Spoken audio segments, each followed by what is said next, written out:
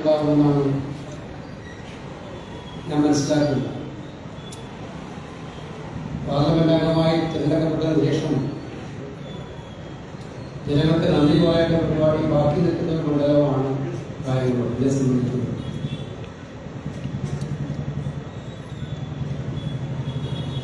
ഈ യോഗം ഇവിടെ അതിനേക്കാൾ ഉപരിയായി നടത്തണമെന്ന് ആഗ്രഹിച്ചതിന്റെ ആവശ്യമുണ്ടാക്കുന്നതിന്റെ കാര്യങ്ങൾ നമുക്ക് എല്ലാവർക്കും അറിയാം. കായംകുളത്ത് നടക്കുന്ന ദീർഘകാലമായ സമരം ദേശീയപാത വികസനവുമായി ബന്ധപ്പെട്ട് കായംകുളത്തെ രണ്ടായി വിഭജിക്കുന്ന പുതിയ വികസന പദ്ധതി മാറ്റണമെന്ന് ആവശ്യപ്പെട്ടുകൊണ്ട് കായംകുളം പൗരാവലിയും സമരസമിതിയും ഒക്കെ ദീർഘനാളായി നടത്തിക്കൊണ്ടിരിക്കുന്ന സമരം. വികസനത്തിന് ആരും എതിരല്ല. നാളെ വികസനം വേണം, റോഡ് വേണം, വീതി കൂട്ടണം. റോഡ് വരുമ്പോഴും വീതി കൂട്ടുമ്പോഴും അടിസ്ഥാനപരമായി ആ പ്രദേശങ്ങളിൽ ജീവിക്കുന്ന ജനങ്ങളെ സംബന്ധിച്ചിടത്തോളം അവർക്ക് കൂടി സുരക്ഷിതത്വം ഉണ്ടാകുന്ന വികസനം ഉണ്ടായെങ്കിൽ മാത്രമേ ആ വികസനം അർത്ഥവത്താവൂ എന്ന് നമ്മൾ കണ്ടുപിടിക്കും. ഇപ്പൊ ദേശീയപാത നമ്മുടെ മണ്ഡലത്തിലാണെങ്കിൽ കരുനാഗപ്പള്ളി മുതൽ അരൂർ വരെ നീണ്ടു നിൽക്കുന്ന കംപ്ലീറ്റ് ദേശീയപാതയാണ്. തിരുവനന്തപുരത്ത് നിന്ന് കാസർഗോഡ് പോകുന്ന നമ്മുടെ സാധാരണക്കാരായ യാത്രക്കാരെ സംബന്ധിച്ചും അല്ലെങ്കിൽ പ്രധാനപ്പെട്ട യാത്രക്കാരെ സംബന്ധിച്ചും വീതി കൂട്ടി നല്ല റോഡുണ്ടാകുന്നു, നല്ല കാര്യമാണ് എന്നതിന് പല അഭിപ്രായ വ്യത്യാസം നമുക്കാർക്കുമില്ല. അത് ഉണ്ടാകേണ്ടതാണ്. കുറെ കാലമായി നടന്നുകൊണ്ടിരിക്കുന്ന പ്രക്രിയയുടെ അവസാനമായി അത്തരം ഒരു പദ്ധതി ഉണ്ടാകുന്നു. ആ പദ്ധതി ഉണ്ടാകുമ്പോൾ അത് റോഡ് കടന്നു പോകുന്ന പ്രദേശങ്ങളിലെ ആളുകളെ സംബന്ധിച്ചിടത്തോളം അവർക്ക് ദുരിതം വിധിച്ചുകൊണ്ടല്ല അത്തരം വികസന പദ്ധതികൾ പോകേണ്ടത് എന്നുള്ള ഒരു പ്രാമാണികമായ ചിന്താഗതി ഉണ്ടായേ പറ്റൂ. അങ്ങനെ നോക്കുമ്പോൾ കായംകുളത്തുകാർ ഉന്നയിച്ചൊരാവശ്യം, ഈ പട്ടണം അതിപുരാതനമായ ഒരു പട്ടണമാണ്. തിരുവിതാംകൂർ രാജ്യവുമായി ബന്ധപ്പെട്ട് എത്രയോ നാൾ വാണിജ്യ മേഖലയിൽ അതിൻ്റെതായ സ്ഥാനം വഹിച്ച ഏറ്റവും അതിപുരാതനങ്ങളായ പട്ടണങ്ങളിൽ ഒന്നാണ് തിരുവിതാംകൂറിന്റെ പട്ടണങ്ങളിൽ ഒന്നാണ് കായംകുളം. ആ കായംകുളം പട്ടണത്തെ രണ്ടായി നോക്കി വിഭജിക്കുമ്പോൾ അതുണ്ടാക്കുന്ന പ്രയാസങ്ങൾ മനസ്സിലാക്കാൻ ഇതുമായി ബന്ധപ്പെട്ട് ഡിസൈൻ തയ്യാറാക്കിയവരും അത് നേതൃത്വം കൊടുത്ത ഉദ്യോഗസ്ഥന്മാരും ഭരണകർത്താക്കളും ശ്രദ്ധിക്കേണ്ടതായിരുന്നു എന്നുള്ള കാര്യത്തിൽ സംശയം. കരാർ കൊടുത്തു, പണി തുടങ്ങി. ആവശ്യം ന്യായമാണ്. കായംകുളം പട്ടണത്തിൽ നമ്മുടെ ദേശീയപാതയിലൂടെ പോകുമ്പോൾ ഏത് സ്ഥലത്താണ് നമ്മൾ നിൽക്കുന്നത് നമുക്ക് ബോധ്യമില്ല. അങ്ങനെയാണ് ഇവിടുത്തെ വികസനം വന്ന് നമുക്ക് ഏത് പ്രദേശമാണ്, ഏത് ലൊക്കേഷനാണ്, ഒരു വീട് ഐഡന്റിഫൈ ചെയ്യാൻ പറ്റില്ല അല്ലെന്ന് ഞാൻ പറയുന്നില്ല. ഇതിനേക്കാൾ ദുരിതമാണ് രണ്ട് വീടിന് രാവിലെ പോകുന്ന ഏറ്റവും വലിയ വിപത്ത് എന്തായിരിക്കും? വീടിന്റെ രണ്ട് ഭാഗവും താഴെ കിടക്കുന്ന വീടുകൾ എല്ലാവരും വളരെ താല്പര്യത്തോടുകൂടി സ്ഥലമൊക്കെ കൊടുത്തവരാണ്. വെള്ളത്തിനടിയിലാണ്. ഈ കഴിഞ്ഞ വെള്ളം വന്നപ്പോൾ മഴ വന്നപ്പോൾ മിക്കവാറും എല്ലാ വീടും വെള്ളത്തിനടിയിലാണ്. രണ്ട് ഭാഗത്തും ഡ്രെയിനേജ് സിസ്റ്റമേ ഇല്ല. അപ്രോച്ച് റോഡുകൾക്കും സമാന്തര റോഡുകൾക്കും കാണാനുണ്ടാവുന്നുണ്ട്. ബേസിക്കലായി വെള്ളം ഒഴുകി പോകാനുള്ള അവസരം എടുക്കില്ലെങ്കിൽ ഈ ഉയരത്തിൽ കെട്ടി നിൽക്കുന്ന റോഡും താഴെ വന്ന് വെള്ളം മുഴുവനും ഈ വീട്ടുകാർ കാണേണ്ടി വരും. അതായത് കണ്ടത് നമ്മൾ കഴിഞ്ഞ ദിവസങ്ങളിൽ വീടുകൾ മുഴുവൻ വെള്ളത്തിനടിയിലായിരുന്നു. വികസനം എന്ന് പറയുന്നത് അതുകൊണ്ട് അത് കടന്നു പോകുന്ന വഴികളിലെ ജനങ്ങളെ പീഡിപ്പിച്ചുകൊണ്ടുള്ള വികസനമല്ല നമുക്ക് വേണ്ടത്. അതുപോലൊരു ആവശ്യമാണ് കായംകുളത്ത് ജനങ്ങൾ കഴിഞ്ഞ കുറെ നാളുകളായി ഉന്നയിച്ചുകൊണ്ടിരിക്കുന്നത്. അത് ചർച്ച നടത്തിയിട്ട് അവർ ഉന്നയിക്കുന്ന എല്ലാ ആവശ്യങ്ങളും നിർവഹിക്കാൻ പറ്റിയെന്ന് വരില്ല. ജനാധിപത്യ വ്യവസ്ഥ എന്താണ്? ഏകാധിപത്യ വേണമല്ല വരുന്നത്. CP അല്ലല്ലോ രാജ്യം ഭരിക്കുന്നത്. ഇത്തരം കാര്യങ്ങൾ ആശങ്കകൾ ഉണ്ടാകുമ്പോൾ സമരം ചെയ്യുമ്പോൾ അവരെ വിളിച്ചിരുത്തി അവർ സമരക്കാരെ മുഴുവൻ ബാധിച്ചിട്ടില്ലെങ്കിൽ കൂടി ഉൾക്കൊണ്ടുകൊണ്ട് എന്താണ് ഇതിന് ചെറിയ പരിഹാരമാണ്. അത് എനിക്ക് സന്തോഷം തോന്നി. ഞാൻ മന്ത്രിയെ കണ്ടു, 3 പ്രാവശ്യം കണ്ടു കഴിഞ്ഞ 2 ആഴ്ച കൂടെ. പാർലമെന്റിൽ ഈ വിഷയം ഉന്നയിക്കുകയും ചെയ്യും. ഞാനിത് രാഷ്ട്രീയമായിട്ട് കാര്യങ്ങൾ ആഗ്രഹിക്കുന്നില്ല. കാരണം തെരഞ്ഞെടുപ്പിൽ വോട്ട് ചെയ്തതെല്ലാം ഈ പറയുന്ന സമരസമിതി എല്ലാം വോട്ട് ചെയ്ത ആൾക്കാരെന്ന് നന്നായിട്ട് അറിയാം. അതിനെക്കുറിച്ച് പറയാമെന്ന് ഞാൻ ആഗ്രഹിക്കുന്നില്ല. കാരണം അവര് കോവളത്തൊരു മീറ്റിംഗിൽ പോയിരുന്നു. കോവളത്ത് ദേശീയപാതയുടെ ഒരു ഉദ്യോഗസ്ഥൻ ആണോ അതിൽ പങ്കെടുത്തിരുന്നു, എനിക്കറിയാം. കേന്ദ്രത്തിൽ നിന്നും ആൾ വിളിച്ചു പറഞ്ഞ് ആ ഉദ്യോഗസ്ഥരോട് പങ്കെടുക്കണമെന്ന് പറഞ്ഞു. അപ്പൊ അന്ന് ഉറപ്പെടുത്തതാണ്. ആ ഉറപ്പെടുത്തതാണ് ഇപ്പൊ കാണാനില്ല, അതെനിക്കറിയില്ല എവിടെയാ പോയി.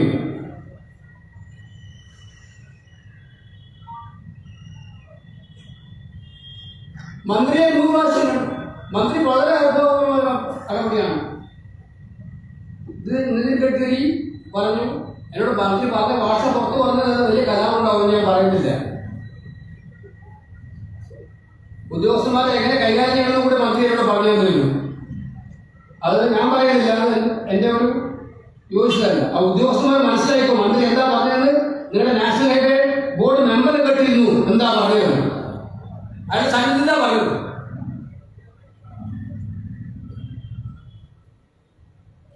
ഉദ്യോഗസ്ഥനേക്കാൻ പറഞ്ഞു. ദേശീയ ഹൈവേ ഡയറക്ടർ ബോർഡ് മെമ്പറായാണ്. അയാൾ പറഞ്ഞു ഇടിമിന്നലുണ്ടായി, വെള്ളപ്പൊക്കം ഉണ്ടായി, ഇവിടെ ഷിരൂരിലെ പ്രശ്നം ഉണ്ടായി. അപ്പൊ അതൊക്കെ വൈകിപ്പോയതാണെന്ന് പറയും.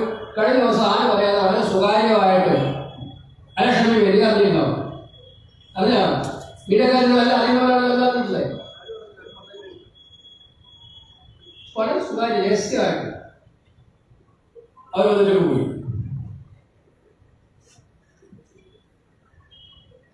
ഇതിനെതിരായിട്ട് സമരം കാര്യങ്ങൾ നടന്നുകൊണ്ടിരിക്കുകയാണ്.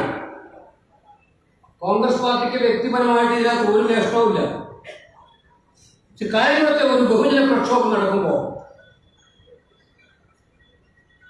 അത് ന്യായമായ ആവശ്യങ്ങൾക്ക് വേണ്ടിയിട്ടാണ് പോരാട്ടം എന്ന് മനസ്സിലാകുമ്പോൾ ആ പോരാട്ടത്തിൽ അണിചേരുക എന്ന് പറയുന്ന ഒരു സാധാരണ രാഷ്ട്രീയ പാർട്ടി ചെയ്യേണ്ട, ജനങ്ങളോടുള്ള പ്രതിബദ്ധതയുള്ള പാർട്ടി ചെയ്യേണ്ട ഉത്തരവാദിത്വമാണ് കോൺഗ്രസ് കാണിക്കുന്നത്.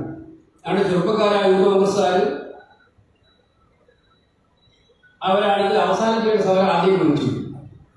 നിരാഹാരത്തിലേക്കാണ് അവരത്.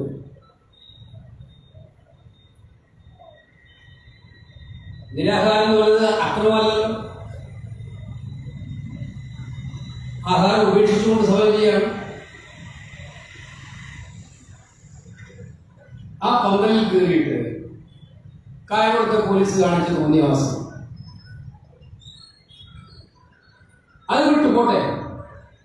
സാധാരണ ഗതിയിൽ ചെറിയ സമരങ്ങൾ ഉണ്ടാകുമ്പോൾ ആക്കേറ്റം ഉണ്ടാവും, പിടിവലി ഉണ്ടാവും, ആക്കുണ്ടാവും.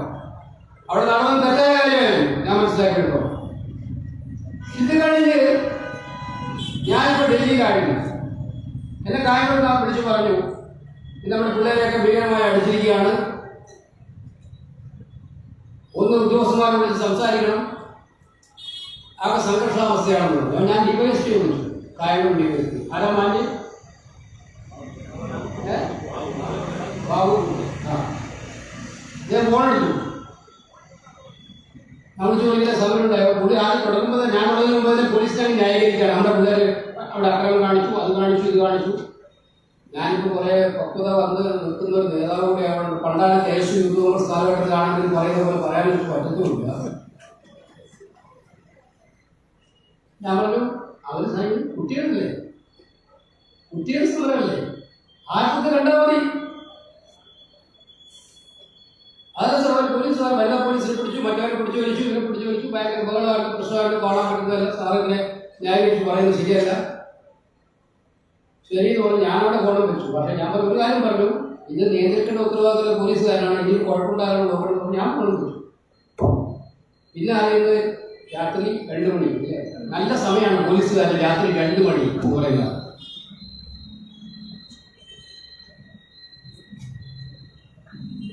ഞാനവിടെ ബാബുവിൻ്റെ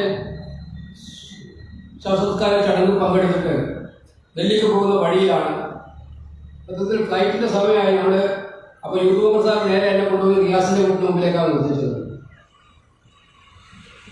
ഞാൻ ഇത്തിരി അറിയില്ലായിരുന്നു. അവിടെ എത്തിയപ്പോഴാണ് ആ വീട്ടിലെ ബെഡ്റൂം റിയാസിന്റെ ഭാര്യ കൊച്ചു കുഞ്ഞിനെ മുലയൂട്ടി കൊടുത്തുകൊണ്ടിരിക്കുന്ന രാത്രി പാതയാത്രി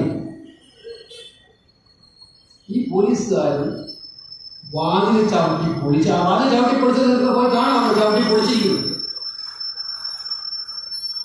അകത്ത് കയറിയിട്ട് പിടിവലി തക്കവും മുഴുവൻ ഉണ്ടാക്കും. എന്താ ഇവിടുത്തെ DCC പ്രസിഡന്റിനോടോ പ്രസിഡന്റിനോടോ ഞങ്ങൾക്ക് റിയാസ് എന്ന് പറഞ്ഞ പ്രതിയെ വേണം എന്ന് പറഞ്ഞാൽ കൊടുക്കില്ലേ? പ്രതിയാണെങ്കിൽ നിങ്ങൾക്ക് അറസ്റ്റ് ചെയ്യണമെങ്കിൽ ഇത് നേരെ കൊല്ലില്ലേ? ഇതെന്താ കൊലക്കുറ്റമാണോ ചെയ്തത്? ബലാത്സംഗമാണോ? അല്ല മയക്കുമരുന്ന് കേസാണോ? പോലീസുമായി ഉണ്ടായ ചെറിയ ഫ്ലാഷിന്റെ പുറത്തുള്ള സംഘർഷമാണല്ലോ ആകെ ഉള്ളത്. ഇത് പ്രതിയെ പിടിക്കാനാണ് ഉദ്ദേശമെങ്കിൽ ആ ഉദ്ദേശത്തിനടുത്താണ് പാർട്ടിയോട് ആവശ്യപ്പെട്ടാൽ അല്ലെങ്കിൽ അവരുടെ വീട്ടിൽ രാവിലെ പോയി അറസ്റ്റ് ചെയ്യും. അതുപോലെ പാതിരാത്രി 2 മണിക്ക് ഏത് നിയമം അനുസരിച്ചാണ് എനിക്കറിയാൻ താല്പര്യമുണ്ട്. ഞാൻ അന്ന് ഡയറക്ടർ ജനറൽ പോലീസിനോട് സംസാരിച്ചിട്ടുണ്ട്. ഞാൻ ഈ പ്രശ്നം അങ്ങനെ നിസ്സാരമാക്കി വിടാൻ ഉദ്ദേശിക്കുന്നില്ല എന്ന് പറയാൻ ആഗ്രഹിക്കാം. ഏത് നിയമ വ്യവസ്ഥ അനുസരിച്ചിട്ടാണ് രാത്രി 2 മണിക്ക് വീട് റെഡി ചെയ്തത്? What is your information about that? ഒരു വീട് റെഡി ചെയ്യണമെങ്കിൽ അത് അടിസ്ഥാനപരമായ നിയമം എഴുതി വെച്ചിട്ടുണ്ട്. ഇന്ന കാരണം കൊണ്ടാണ് ഏത് കാര്യം റെഡി. ഒരു പോലീസുകാരുടെ നിയമത്തിൽ അവരെ ജീവിതത്തിൽ ജഗദീഷ് ബാബു ആത്മാർത്ഥമായി തൊപ്പി കൂടി ആയിരിക്കും പോട്ടെ ഗെയിം പ്ലേക്ക് പോയാൽ പിന്നെ അത്ര അർത്ഥമാണ്. എന്താ അതിന്റെ അർത്ഥം?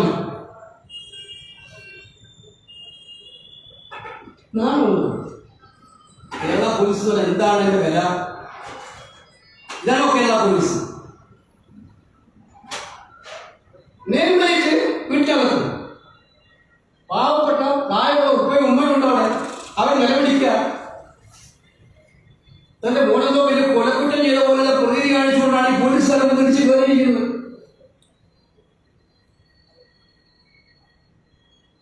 അവിടെ കെട്ടിക്കൂട്ടിയ പേക്കൂട്ട് അതുപോലെ തന്നെ മറ്റിടങ്ങളിൽ എന്നിട്ട് നിയമപരമായി എന്ത് നടപടി സ്വീകരിച്ചു? സമരം ചെയ്യുമ്പോൾ ഞങ്ങൾക്കറിയാൻ കേസുണ്ടാവും. ഞങ്ങളെല്ലാം തീയിൽ കൊടുത്തതാണ്. ഒരു വെയിലേറ്റാകും വാടുന്ന ആളുകളൊന്നുമല്ല. എത്രയോ ആയിരക്കണക്കിന് കേസുകളുണ്ടായിട്ട് രാഷ്ട്രീയ കേസുകൾ. അതൊക്കെ സ്വാഭാവികം. ജാമ്യം എടുക്കേണ്ടത് ജാമ്യം എടുക്കും. നിയമപരമായി പോരാടും. അതിന് പകരം പാതിരാത്രി എന്നിട്ട് ആ പാവപ്പെട്ട സഹോദരന്റെ റിയാസിന്റെ ചേട്ടന്റെ കയ്യിലെ മൊബൈൽ ഫോൺ പിടിച്ചു വാങ്ങിച്ചു.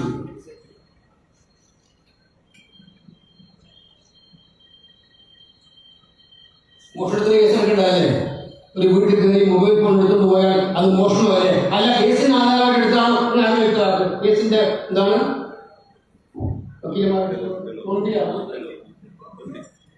ആണോ?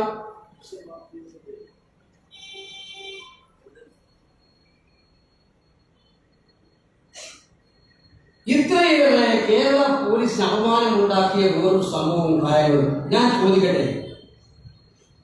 ഞാൻ കേരളത്തിലെ മുഖ്യമന്ത്രിക്ക് കത്തെഴുതി. DGP അന്ന് വിളിച്ച് സംസാരിച്ചു. എനിക്ക് ഡിവൈഎസ്പിയോട് ചോദിക്കാറുണ്ട്. അയാളാണ് ഈ കാര്യമൊക്കെ ചെയ്തതെന്ന്. പേര് കൃത്യമായിട്ട് ഓരോ കോൺഗ്രസുകാരും ഓടി വെച്ചോ പേര്. 1.5 കൊല്ലം കഴിഞ്ഞാൽ ഇതിന് ഏറ്റവും കോൺഗ്രസ് കണ്ടുപിടിക്കാനായിട്ട് തിരിച്ചു വരും.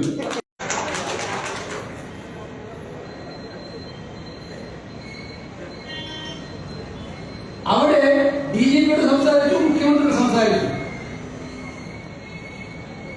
നിയമപരമായി ചെയ്യുന്ന ഒന്നും ഞാൻ വീണ്ടും അവർക്ക് പറയാം, ഉത്തരവാദിത്തോട് പറയണം. നിയമപരമായി ചെയ്യുന്ന ഒരു കാരണവശാലും എഴുതിയിട്ടില്ല. ഞങ്ങൾ ഫൈറ്റ് ചെയ്യും. കേസാണെങ്കിൽ കേസ് ചെയ്യാൻ ജയിലിൽ അടിയാണെങ്കിൽ ഫൈറ്റ് ചെയ്യും. പക്ഷെ ഒന്നും പറയാത്ത സ്വന്തം കുഞ്ഞിന് മുലപ്പാൽ കൊടുത്തുകൊണ്ട് ഒരു കുടുംബത്തിൽ നിൽക്കുന്ന ഒരു പാവപ്പെട്ട പെൺകുട്ടിയുടെ മുറിയിലേക്ക് ചവിട്ടി പൊളിച്ച് അകത്ത് കയറി അർദ്ധരാത്രി 2 മണിക്ക് കയറാൻ മാത്രം ഉണ്ടാക്കിയ ക്ഷേമവികാരം ഈ പോലീസാണോ കാട്ടാളനാണോ? ഇതാണ് കേരള പോലീസിന്റെ മുഖം. എന്റെ വിശ്വാസം CPM-കാർക്ക് അവർക്ക് തെറ്റൊക്കെ തിരിച്ചുകൊണ്ടിരിക്കുകയാണ് രാജ്യം മുഴുവൻ. ആ തിരുത്തലിന് വല്ല ആത്മാർത്ഥത ഉണ്ടെങ്കിൽ നിങ്ങൾ ആദ്യം നിങ്ങളുടെ മുഖ്യമന്ത്രിയോട് പറയേണ്ടത് ഈ പോലീസുകാരനെ ആദ്യമായിട്ട് സസ്പെൻഡ് ചെയ്യാൻ ആർജവം കാണിക്കണം എന്ന് പറയുകയാണ് നിങ്ങൾ വേണ്ടത്. കാരണം കുറ്റം ചെയ്തവനെ ശിക്ഷിക്കണം, നടപടി അന്വേഷിക്കട്ടെ.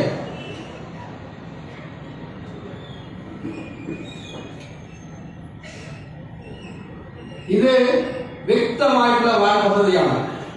പോലീസ് ഞാൻ വിശ്വസിക്കുന്നില്ല CPM ഓഫീസിൽ നിന്ന് പറഞ്ഞിട്ടാണ് SI കാണിച്ചത്, CI കാണിച്ചത്. ഞാനങ്ങനെ വിശ്വസിക്കുന്നില്ല.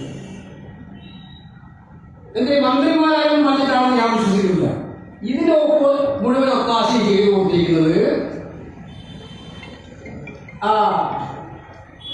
ഇതിന്റെ കളിയാണ്. കൃത്യമായിട്ട് അതിന്റെ കളിയാണ് കളിച്ചിരിക്കുന്നത്. പച്ച നോട്ടോ ചുവന്ന നോട്ടോ നീല നോട്ടോ ഒക്കെ കണ്ട, ഗാന്ധിയൊക്കെ കണ്ട അങ്ങ് മറന്നു വീഴുന്ന അമിത് ഷായ ഒക്കെ ഉണ്ടെങ്കിൽ പ്രിയപ്പെട്ട ഷാ, 1000 ഗാന്ധി ഒന്നിച്ചു വന്നാലും, ഗാന്ധിയുടെ മഹാത്മാഗാന്ധിയല്ല, ഈ നോട്ടിന്റെ ഗാന്ധി ഒന്നിച്ചു വന്നാലും നീ വീഴുന്ന കുഴിയൊന്നും എടുത്തു കൊണ്ടുവരാൻ പറ്റില്ല സഹോദരാൽ മാത്രമേ എനിക്ക് ഇത് ഓർമ്മിപ്പിക്കാനുള്ളൂ. അതാണ് കാര്യം. പണി തീർക്കാൻ വേണ്ടി എപ്പോഴേലും പണി കൊണ്ടുപോകാൻ വേണ്ടി നാളെ ഉത്തര സമരത്ത് വരാൻ എവിടെയെല്ലാം അവൻ തെലങ്കാനയിലും മറ്റു പല സ്ഥലത്തും ചെയ്യുന്നത് എനിക്കറിയാം. അവരോടും ഞാൻ പറഞ്ഞേക്കാം, ഈ രീതിയിൽ ആളെ തല്ലിയിട്ട് പണി തുടങ്ങാനാണ് ഉദ്ദേശിക്കുന്നതെങ്കിൽ താനും കുറച്ച് ബുദ്ധിമുട്ടിലാവുമെന്നുള്ള കാര്യം ഞാൻ ഓർമ്മിപ്പിക്കാൻ ആഗ്രഹിക്കുകയാണ്. നിയമത്തിന്റെ വഴിക്ക് പോകട്ടെ, നിയമപരമായി പോകട്ടെ. അടിയും പിടിയും വലിയും കൊണ്ട് മുന്നോട്ട് പോകാൻ വിചാരിച്ചാൽ അത് നടക്കില്ല എന്ന് പറയാൻ വേണ്ടിയിട്ടാണ് ഈ പൊതുയോഗം ഞങ്ങൾ സംഘടിപ്പിച്ചിരിക്കുന്നത്. ഒരുപാട് രംഗത്തിൽ എനിക്ക് നിർബന്ധമായിരുന്നു ഈ പൊതുയോഗത്തിൽ പങ്കെടുക്കേണ്ടുന്നത്. എന്തുകൊണ്ടെന്നാൽ ഞങ്ങളുടെ പിള്ളേരെ തല്ലി രാത്രി വിളിച്ച് പോകാൻ ഒരു സ്ത്രീയും വിചാരിക്കേണ്ട. കൈകാര്യം ചെയ്യാൻ നമ്മൾ വേറെ അക്രമമാർഗം സ്വീകരിക്കാനുള്ളതാണ് ഞാൻ പറയാൻ ഉദ്ദേശിക്കുന്നില്ല. അങ്ങനെ കാണുന്ന പരിപാടി കോൺഗ്രസ് ഇല്ല. നിയമപരമായിട്ട് CI ആയാലേ ഉള്ളൂ. ആഗ്രഹമൊക്കെ ഉണ്ടാവുമല്ലോ, ഡിവൈസ് ആഗ്രഹം ഉണ്ടാവുമല്ലോ. ആ ബുദ്ധി കുറച്ച് ബുദ്ധിമുട്ടിലാവുന്ന ബുദ്ധിയായിട്ട് മാറും. ഇങ്ങനെ പോയാൽ മാത്രമേ ഞാൻ അങ്ങോട്ട് തോൽപ്പിക്കാൻ ആഗ്രഹിക്കുള്ളൂ. അതുകൊണ്ട് ഞാൻ ഉത്തരവാദിത്തപ്പെട്ട ഉന്നതരായ പോലീസ് ഉദ്യോഗസ്ഥന്മാരോട് പറയാൻ ആഗ്രഹിക്കുകയാണ്. DGP-യോടും ആഭ്യന്തര കൈകാര്യം മുഖ്യമന്ത്രിയോടും നിഷ്പക്ഷമായ നടപടി ഇക്കാര്യത്തിലുണ്ടാകണം. പാതിരാത്രി ഏത് നിയമത്തിന്റെ ഏത് വിവരത്തിന്റെ അടിസ്ഥാനത്തിലാണ് അർദ്ധരാത്രി വീട് കയറി അക്രമം നടത്താൻ പോലീസിന് അനുവാദം കൊടുത്തത്? ഈ ഒറ്റ ചോദ്യത്തിന് മാത്രമാണ് ഉത്തരം പറഞ്ഞാൽ അത് ഉത്തരം നൽകാൻ ബാധ്യത മുഖ്യമന്ത്രിക്കുണ്ട്. മുഖ്യമന്ത്രിക്ക് മുന്നോട്ട് പോകാൻ പറ്റില്ല. ആ ബാധ്യത നിറവേറ്റുന്നില്ലെങ്കിൽ സർവമാന നിയമമാർഗങ്ങൾ ഉപയോഗിച്ചുകൊണ്ട് ഇതിന് ശക്തമായി പോരാടും എന്ന് മാത്രമാണ് എനിക്ക് സൂചിപ്പിക്കാൻ. ദീർഘമായി മറ്റു കാര്യങ്ങളെ കുറിച്ചൊന്നും പറയുന്നില്ല. അതുകൊണ്ട് അത്തരം സമരത്തിൽ പങ്കെടുത്ത ഉജ്ജ്വലമായി മുന്നോട്ട് പോയ യൂത്ത് കോൺഗ്രസിന്റെ പ്രവർത്തകരെല്ലാം നേതാക്കളെല്ലാം ഞാൻ ആത്മാർത്ഥമായി അഭിനന്ദിക്കുകയാണ്, അവരെ അഭിവാദ്യം ചെയ്യുകയാണ്. നിങ്ങളൊക്കെയല്ല, നിങ്ങളുടെ കോൺഗ്രസ് പാർട്ടിയും ഈ പ്രദേശത്തെ വികസനത്തിന് നിൽക്കുന്ന ഈ പാലം, ഇവിടെ ഉയരപ്പാലം ഉണ്ടാകണമെന്ന് ആഗ്രഹിക്കുന്ന, കാര്യങ്ങൾ നഗരത്തെ രക്ഷിക്കണമെന്ന് ആഗ്രഹിക്കുന്ന എല്ലാവരുടെയും മനസ്സിൽ നിങ്ങളുടെ ഉണ്ട്. അതുകൊണ്ട് സമാധാനപരമായിട്ടുള്ള കാര്യങ്ങളിലൂടെ, സമരത്തിലൂടെ ആവശ്യങ്ങൾ ഉന്നയിച്ചുകൊണ്ട് മുന്നോട്ട് പോകണം. ഒപ്പം ഏത് ഭീഷണിക്ക് മുമ്പിലും ഏത് അക്രമത്തിന് മുമ്പിലും വിട്ടുവീഴ്ചയില്ല എന്ന് കാണിക്കുന്ന ശക്തമായിട്ടുള്ള പോരാട്ടം തുടരുകയും ചെയ്യണം എന്ന് ഞാൻ വേറോട് അഭ്യർത്ഥിച്ചുകൊണ്ട്, പോലീസ് ഉദ്യോഗസ്ഥന്മാർ ഇവരെല്ലാം മോശക്കാരാണെന്ന് നമ്മളാരും പറയുന്നില്ല. നല്ല പോലീസുകാർ അതിനകത്തുണ്ട്. ഇപ്പോഴും ഈ കാര്യത്തിൽ ചെയ്യുന്ന തെറ്റായി പോയി വിശ്വസിക്കുന്നവരുണ്ട്. അവരോടൊന്നും ഞങ്ങൾക്ക് യാതൊരു വിരോധമില്ല. പോലീസ് സേന മൊത്തത്തിൽ കുഴപ്പക്കാരാണെന്നുള്ള അഭിപ്രായമില്ല. രാജാവിനേക്കാൾ വലിയ ആഗ്രഹത്തിൽ കാണിക്കുന്ന ചിലർ കാണിക്കുന്ന ഈ തോന്നിയാസം പോലീസ് സേനയാകമാനം കടമപ്പെടുത്തുന്നു എന്നത് ഉത്തരവാദിത്തം മനസ്സിലാക്കി തിരുത്തുന്നതായിരിക്കും നല്ലത് എന്നവരെ ബോധ്യപ്പെടുത്തിക്കൊണ്ട് എന്റെ വാക്കുകൾ അവസാനിപ്പിക്കുന്നു. നമസ്കാരം. ജയ് ഹിന്ദ്.